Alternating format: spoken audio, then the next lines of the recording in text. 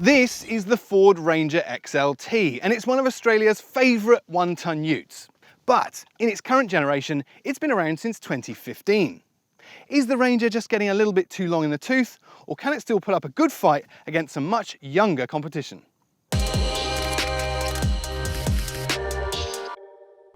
Let's start by addressing the elephant in the room, and that is the Ford Ranger is old. This car ostensibly launched in 2015, and although Ford has done a very good job of keeping it updated periodically, there are still a number of things that really do show its age. Like here, for example, that's a CD player, remember those? But there are other things, like the Sync information and entertainment system, which is now up to generation 3 and is full of lots of good gear like Android Auto and Apple CarPlay. You can still buy the Ford Ranger fitted with the excellent 3.2 litre 5-cylinder diesel. But the smart money is on the more sophisticated and more recent 2 litre 4-cylinder bolted under the bonnet of this XLT.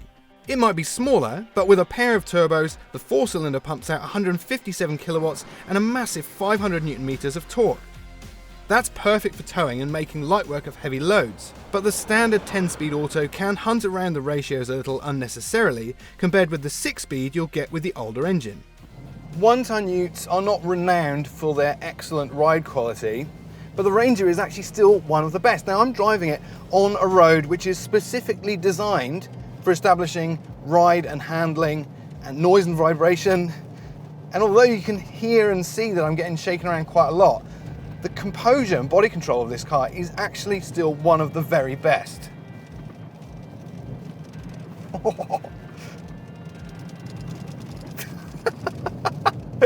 This is the worst road I've ever driven on, and can you believe it's actually designed to be this bad? Some of these bigger lumps and bumps, it really absorbs the shock well and then returns to a better ride really quickly, even whether you've got a load in the back or not. And the cabin is still pretty quiet. It's a nice place to spend some time. There's that really good ride quality, and dare I say it, it's actually quite good fun to drive too. The XLT with an automatic gearbox kicks off around about $60,000. This particular one is closer to 65 drive away. And if you take the plunge, you'll get a 5-year warranty with the Ford Ranger. But the Ranger also offers a degree of off-road ability as well. And if you like to take cars like this away from the beaten trail, then you'll be interested how it goes on a course like this. Now, I'm going to switch into 4-wheel drive. It's rear-wheel drive default. There is, of course, low range as well, but I'm going to see how we get on without having to resort to that. And we've had a bit of rain over the last few days here, so it's a good mixture of some boggy stuff here and some dry and dusty as well. Historically, in previous testing, the Ranger's always done really, really well. It's got excellent ground clearance, about 230 millimeters. You got a locking diff, really good wheel articulation, and also visibility is really good, like on some of these really sheer drops, and it's really good to be able to see what's going on as much as possible. Also worth noting, this vehicle is in the hands of someone who's not a very experienced 4-wheel driver, and it's just very much point and click. It's clearly been designed for the enthusiast and equally first timer. I'm not quite first timer, but not the most confident off-road driver. Josh is getting shaken to pieces. Oh, there we go. Lots of underbody protection for really severe bits and pieces like that. Yeah, there's that really good body control again. It dives into dugouts like this and then rebounds really quickly, settles nicely. You're not being thrown around any more than you absolutely have to be.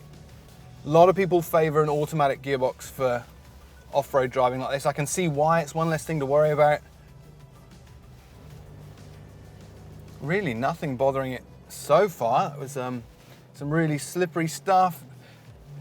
No idea what's over here, so I'm just going to take it real nice and easy. I'm glad I did. This is going to test it straight out of a real boggy bit, straight into completely blind crest and a water splash. This looks pretty deep. I'm reading 450 millimeters of water, and very rocky bottom to that as well.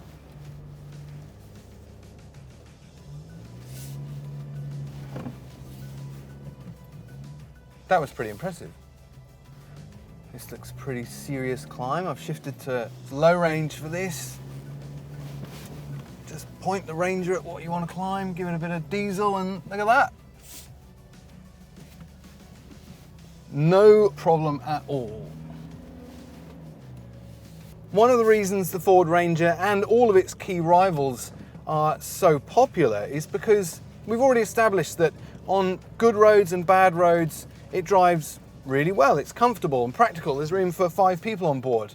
Lots of good features and a reasonable price. But then if you feel like it, flick it into 4-wheel drive and it will go over some really serious, quite respectable off-road courses as well. Now that level of ability and versatility in one vehicle is pretty commendable. Recently, I've been lucky enough to get my hands on pretty much every rival of the Ford Ranger. I can't believe I'm saying this, but even though this car is about 6 or 7 years old since it launched in this generation, it's still one of the very strongest in the market. If you've liked this video, you know what to do. Hit subscribe or give us a like, or tell a friend, or come and untangle me from the sports bar.